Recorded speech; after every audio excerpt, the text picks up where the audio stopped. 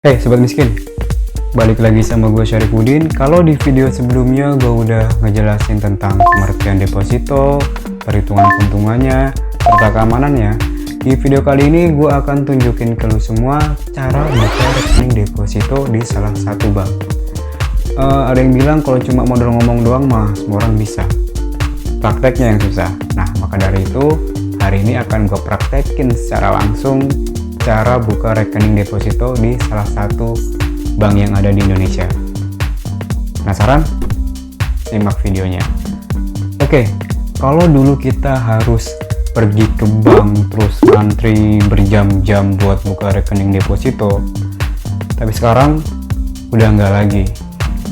Kita cuma modal ini nih, cuma modal HP aja udah bisa buka rekening deposito.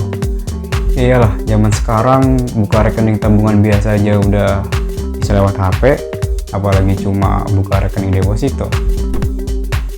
Oke, langsung aja kita lihat videonya sama-sama.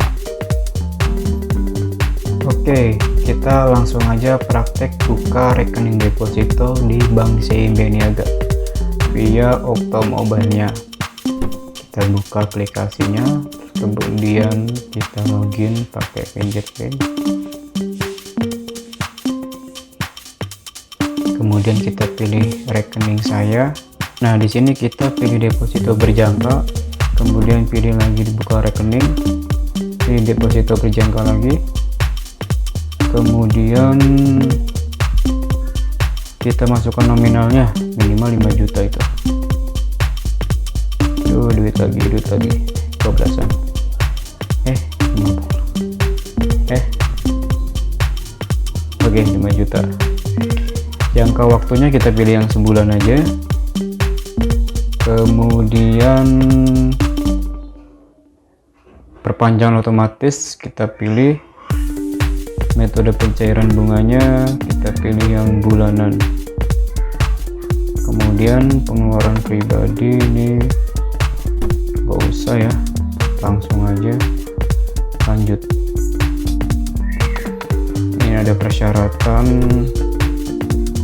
ya, kalau itu dibaca dulu lah, lebih bagus. Kita langsung scroll aja ke bawah biar kelamaan. Kita checklist, kemudian pilih setuju dan lanjut, kemudian konfirmasi. Ini kita masukin pinnya ya.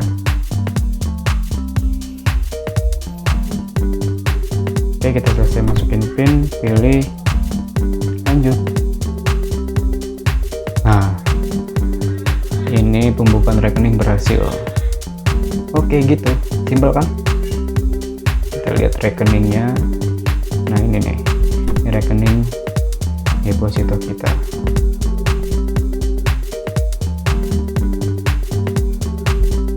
Oke, gampang kan? Oke, kalau yang lihat videonya dari awal pasti tadi ngelihat ada pilihan yang namanya ARO.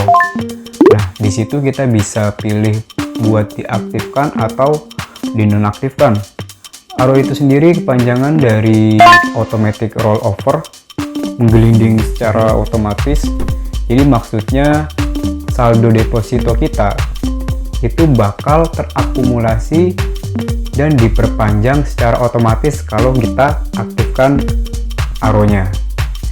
Jadi misalkan nih, gue ambil contoh di video gue sebelumnya yang tentang perhitungan keuntungan deposito.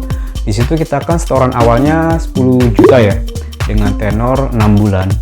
Nah, di akhir bulan ke-6 kita dapat keuntungan, total keuntungannya yaitu 10.236.000 yang bakal masuk ke rekening utama kita. Itu dengan catatan ARO-nya tidak diaktifkan. Tapi kalau ARO-nya diaktifkan, total keuntungan yang kita dapat di periode sebelumnya yang 10.236.000 tadi itu bakal jadi saldo awal untuk perpanjangan deposito kita selanjutnya, yaitu selama 6 bulan lagi. Itu kalau ARO-nya diaktifkan. Nah, ARO itu sendiri bakal berjalan terus secara otomatis sampai kita mematikan aronya itu. Terus kapan kita bisa matiin aronya? Aro sendiri bisa dimatikan maksimal H-1 sebelum tenor kita berakhir. Jadi H-1 sebelum periode deposito kita berakhir. Nah, tadi kita akan buka rekening deposito di tanggal 29 November 2020 dengan tenor selama 1 bulan. Di tanggal 29 Desember 2020 itu deposito kita bakal diperpanjang lagi.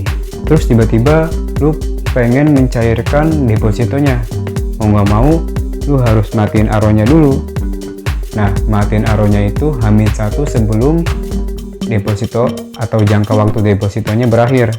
Kan berakhir berarti di tanggal 29 Januari 2021. Jadi maksimal kita bisa matiinnya itu di 28 Januari 2021 untuk matiin aronya. Kalau lu tadi nonton videonya teliti, di situ ada keterangan bahwa suku bunga depositonya itu 4%. Padahal di video sebelumnya gue bilang rata-rata suku bunga deposito itu 5% sampai 7%-an. Nah, kok sekarang beda? Jadi gini, suku bunga deposito itu terpengaruh oleh yang namanya BI rate atau suku bunga acuan Bank Indonesia. Kalau BI rate-nya turun, suku bunga deposito juga bakal turun. Begitu juga sebaliknya. Kalau BI rate-nya naik, suku bunga deposito juga bakalan naik. Dan menurut gua 4% itu wajar lah ya. Karena sekarang kan lagi masa pandemi, pertumbuhan ekonominya turun, bahkan Indonesia sampai resesi. Jadi wajar kalau BI rate turun, terus suku bunga depositonya juga turun. Kalau menurut gue sendiri, sebagai orang yang masih pemula di bidang investasi, worth it lah 4% itu. Iyalah, kan di masa sekarang lagi pandemi, ekonomi juga lagi sulit kan. Jadi masih dapat untung 4% itu, ya masih untung. Udah nggak ngapa-ngapain, cuma modal naruh uang doang di bank, dapat untung. Oke. Seperti biasa, kalau ada pertanyaan silahkan tulis di kolom komentar. Terima kasih sudah menyaksikan video ini. Kurang lebihnya gua mohon maaf. Dan sampai jumpa di video selanjutnya.